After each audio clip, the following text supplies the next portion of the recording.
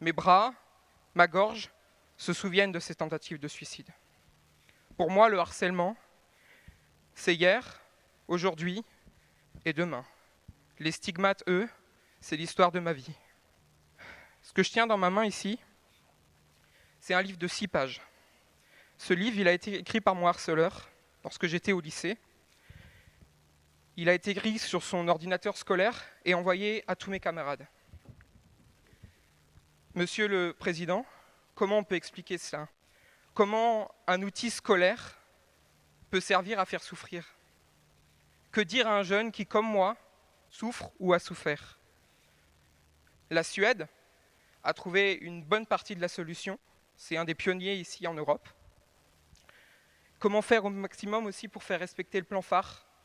On a quelque chose de mis en place, mais comment faire pour que ça soit automatique? Et pourquoi pas sanctionner les établissements qui ne le mettent pas en place? Et action, prévention vont-ils devenir nos maîtres mots? Je vous ai écrit une lettre, j'espère pouvoir vous la remettre. On a encore évidemment beaucoup trop de cas de harcèlement et qu'à chaque fois qu'on a un enfant ou un adolescent qui continue d'être harcelé dans notre pays, c'est quelque chose à laquelle on ne doit et on ne peut pas s'habituer.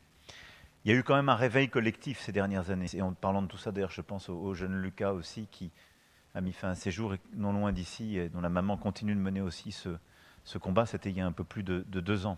Et donc on arrive à des drames et de toute façon on arrive aussi, même sans que ça aille au drame malheureusement le plus terrible qui est la tentative de suicide ou le suicide, à des déscolarisations et une souffrance que rien ne peut justifier parce que l'école doit être le lieu où on apprend, on gagne la confiance en soi et on apprend aussi la bienveillance.